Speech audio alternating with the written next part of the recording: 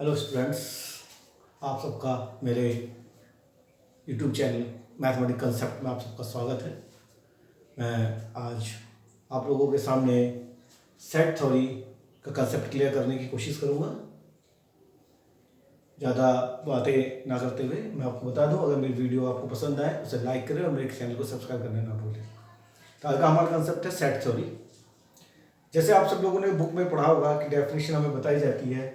Definition of set होता है a well defined collection of different objects. हम लोगों को डेफिनेशन दे दिया जाता है कि a well defined collection of different objects is known as a set. लेकिन कुछ बच्चे समझ पाते हैं, ज़्यादातर बच्चों को समझ नहीं आता कि ये वेल डिफाइंड और कलेक्शन वर्ड तो सभी लोग समझते हैं, लेकिन वेल डिफाइंड शब्द क्या होता है इस लोगों को बच्चे ज़्यादा समझ नहीं पाते हैं। तो पहले हम इस बात को बताएंगे, जो वेल डिफाइंड शब्द है वो हमें ये बताता है कि जिससे जब हम वेल डिफाइंड शब्द इस्तेमाल करते हैं तो उसका मतलब होता है कि वो हमें मदद करता है कि हम डिसाइड कर सकें कि जो बात हमें कलेक्शन से रिलेटेड कही जा रही है वो उसके अंदर आती है या नहीं आती है। एग्जाम्पल इस तरीके का होता है, नेचुरल नंबर्स का सेट होता है 1 2 3 4 5 6, a set of vowels A E I O U. किसी भी सेट को लिखने के लिए हम यहाँ पर n 1 2 n कोई सेट दिखाने के लिए हम यहाँ पर जिस तरीके यहाँ पर दिखाया n और a एक नेम देंगे और कर्ली ब्रैकेट्स के अंदर हम उसके अंदर चीज़ों को लिखेंगे जो हमारे कलेक्शन के अंदर आएगी। तो वेल डिफाइंड शब्द को आप अच्छे से समझ लीजिए। वेल डिफाइंड शब्द का मतलब होता है कि कोई जो बात हमसे कही गई है, कोई ऑब्जेक्ट या कोई चीज़ हमें दी गई है, वो उस कलेक्शन के अंदर आती है या नहीं, इसको हम इजीली डिसाइड कर सकें। जैसे यहाँ एक एग्जाम्पल हमने दिया है नेचुरल नंबर्स का। तो नेचुरल नंबर्स कहते हैं आप तुरंत डिसाइड कर पाते हैं कि उसके अंदर नंबर आएगा 1 2 3 4 5 6, जितने काउंटिंग नंबर आएंगे वो सब आएंगे। तो इसका मतलब ये एक वेल डिफाइंड कलेक्शन हुआ, और वेल डिफाइंड कलेक्शन होने के कारण ये आपका सेट ऑफ नेचुरल नंबर्स बोला जाएगा। इसी तरह जब आपसे कहा जाता है कि आप इंग्लिश अल्फाबेट्स के वोवेल्स लिखिए, इंग्लिश अल्फाबेट के जब आप वोवेल्स लिखेंगे तो वो ए ई आई ओ यू होते हैं, आपके दिमाग में तुरंत आएगा। तो वो वेल डिफाइंड हुआ कि आपको तुरंत समझ में आ गया कि हमें ए ई आई ओ यू लिखना है। तो इसलिए ये जो कलेक्शन है ये सेट होगा। तो इस तरीके से इस शब्द को बिल्कुल क्लियर कर लीजिए। वेल डिफाइंड है, well defined collection of different objects is known as a set. और वेल डिफाइंड का मतलब होगा कि हम पूरी तरीके से डिसाइड कर सकें, हम पूरी तरह से जान सकें कि जो बात हमसे कही गई है, जिस ऑब्जेक्ट के बारे में हमसे बात की गई है, वो उसके अंदर कलेक्शन के अंदर आता है या नहीं आता है। जो भी चीज़ें सेट के अंदर आती हैं उनको हम ऑब्जेक्ट्स कहते हैं या मेंबर्स कहते हैं या एलिमेंट्स बोलते हैं। तो जैसे यहाँ नेचुरल नंबर्स का सेट है तो यहाँ 1 2 3 4 5 6 जो हैं वो इस सेट के एलिमेंट्स बोल सकते हैं, मेंबर्स बोल सकते हैं या ऑब्जेक्ट्स बोल सकते हैं। इसी तरह दूसरा सेट हमारे पास गिवन है वोवेल नंबर्स का, वोवेल्स का ऑफ इंग्लिश अल्फाबेट। तो ए ई आई ओ यू, जो 5 वोवेल्स आपके अंदर लिखे हुए हैं इनको आप एलिमेंट्स बोल सकते हैं, आप इन्हें मेंबर्स बोल सकते हैं, इनको आप ऑब्जेक्ट्स भी बोल सकते हैं। अब हम यहाँ पर कुछ डिस्कस करेंगे, कुछ एग्जाम्पल्स लेकर के हम डिस्कस करेंगे जिससे ये जो वर्ड है आपका वेल डिफाइंड आपका अच्छी तरीके से आपको क्लियर हो सके। जैसे यहाँ पर हमसे कहा गया है कलेक्शन ऑफ रियल नंबर्स। जब आपसे कलेक्शन ऑफ रियल नंबर्स कहा जाएगा तो आपके दिमाग में तुरंत आना चाहिए जितने तरीके के नंबर आज तक हमने पढ़े हैं, चाहे रैशनल है, इरेशनल है, नेचुरल है, इंटीजर्स हैं, वो सब के सब रियल नंबर होते हैं, वो सब इसके अंदर आएंगे। तो ये आपका जो कलेक्शन ऑफ रियल नंबर्स होगा वो एक सेट होगा। दूसरा कलेक्शन बोलता है collection of even natural numbers. जैसे ही आपसे कहा जाएगा a collection of even natural number, तो इवन नेचुरल नंबर आपके माइंड में आने चाहिए 2 4 6 8 10, ये सब इवन नेचुरल नंबर्स होते हैं। तो आप तुरंत डिसाइड कर पाते हैं कि इस कलेक्शन के अंदर कौन सी चीजें आने वाली हैं। तो ये वाला जो सेट है वह भी, ये जो कलेक्शन है वो भी सेट होगा। अगला आता है collection of months of a year. किसी ईयर के मंथ्स का जो कलेक्शन है उसके बारे में यहाँ पर बात की गई है। तो हम जानते हैं किसी भी ईयर में 12 मंथ्स होते हैं, जनवरी, फरवरी, मार्च, अप्रैल, मई, जून, जुलाई, सभी के माइंड में ये चीजें आएंगी। तो इनका जो कलेक्शन है ये भी एक सेट होगा। Collection of all boys of your school, of your class, आपकी क्लास में जितने बॉयज हैं उनका कलेक्शन।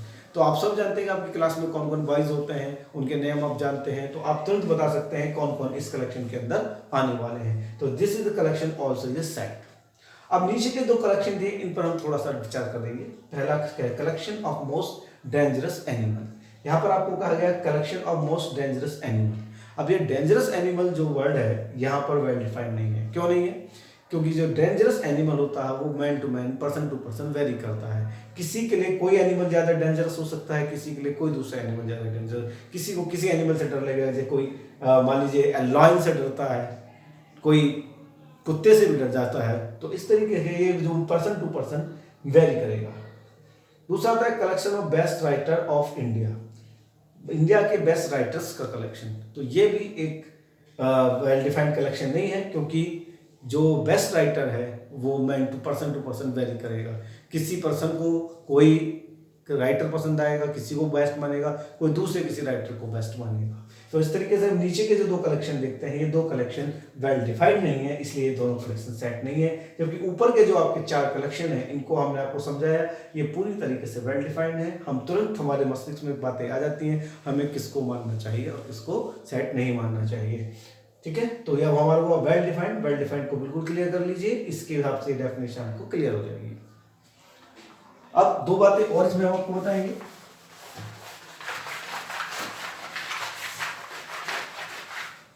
यहां पर आप दो साइन देखेंगे, इस तरीके के दो साइन आपको दिखाई देंगे। ठीक है, इस सब साइन को बोलते हैं हम बिलोंग्स टू, और इस साइन को हम बोलते हैं डज नॉट बिलोंग टू। तो ये दो साइन आपको ध्यान रखने हैं। इन साइंस के यूज क्या है, क्या इनका यूज होता है, कैसे प्रयोग में आते हैं, कैसे इनको यूज करते हैं, हम उसको दिखाते हैं। जैसे हमारे पास यहाँ पर दिया गया है n is equal to 1 2 3 4 5 6 dot dot dot. ये set of natural numbers given है। ठीक है, यहाँ पर आपको set of natural numbers given है। अगर मैं इस 1 की बात करता हूँ तो 1 सेट के अंदर n के अंदर आता है, इसलिए हम इसको लिखेंगे 1 बिलोंग्स टू n। हम 2 की बात करेंगे तो 2 भी सेट के अंदर आता है, तो हम उसको लिखेंगे 2 बिलोंग्स टू n। हम 3 की बात करेंगे तो 3 भी सेट के अंदर आता है, तो 3 बिलोंग्स टू n। इसी तरीके से हम आगे बढ़ते जाएं तो 4 belongs to n, 6 belongs to n, 5 belongs to n आएगा। आपके दिमाग में प्रश्न आएगा फिर सर इसका इस्तेमाल कहाँ होगा, इसका यूज क्या होगा? इसका यूज ये होगा, अगर हम इसके अंदर जीरो की बात करें तो जीरो कोई नेचुरल नंबर नहीं होता है, इसके अंदर कहीं नहीं है, इसलिए हम लिखते हैं zero does not belong to n। -1 की बात करें तो 1s1 इसके अंदर कहीं नहीं होता है, तो इसलिए -1 does not belong to n। -2 की बात करें तो -2 भी इसके अंदर कहीं नहीं होता है, तो -2 does not belong to n। और अगर हम -3 की बात करें तो वो इसके अंदर कहीं नहीं होता है, तो हम लिखते हैं -3 does not belong to n। तब आपको यहाँ पर ये ध्यान रखना है कि किस साइन का इस्तेमाल कहाँ पर होना है।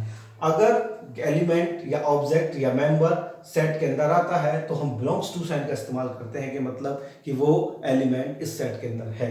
और अगर वो एलिमेंट सेट के अंदर कहीं पर भी नहीं है तो हम डज नॉट बिलोंग टू का इस्तेमाल करते हैं। तो आज ये आपको सेट की डेफिनेशन और बिलोंग्स टू और does not belong to sign का बारे में बताया गया। मुझे लगता है कि आप लोगों को समझ में आ गया होगा। इससे रिलेटेड आप एग्जाम्पल अपनी बुक्स में देख सकते हैं और समझ में आने पर इसके जो मेरे डिस्क्रिप्शन में भी डाल सकते हैं, जिससे मैं आपको समझा सकूँ। आज का वीडियो ही समाप्त होता है। धन्यवाद।